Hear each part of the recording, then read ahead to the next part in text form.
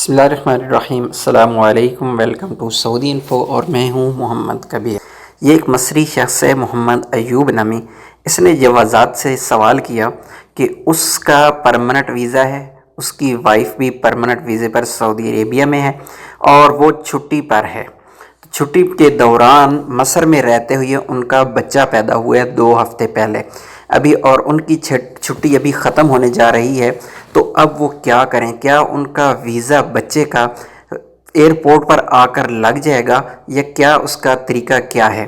تو جوازات نے اس کے جواب میں کہا کہ وعلیکم السلام، التعلیمات تلزم حصول المولود على تأشيرة دخول من سفارة مملكة في بلد ولادة قبل الشروع بترتیبات السفر إلى المملكة سعدنا بخدمتكم۔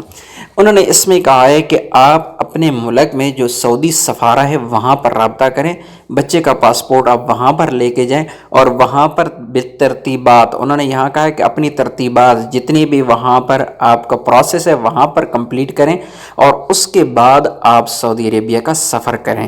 یعنی یہ ویزا آپ کا سعودی ایئرپورٹ پر یا مصر کے ایئرپورٹ پر نہیں لگے گا، بلکہ یہ آپ کے ملک کے اندر سعودی سفارے کے اندر لگے گا۔ امید ہے آج کی ویڈیو آپ کو اچھی لگی ہوگی۔ ویڈیو اچھی لگی ہے تو ویڈیو کو لائک اور شیئر ضرور کیجیے گا۔ ملتے ہیں ایک اور نئی ویڈیو کے ساتھ، تب تک کے لیے اجازت دیجیے۔ اللہ حافظ۔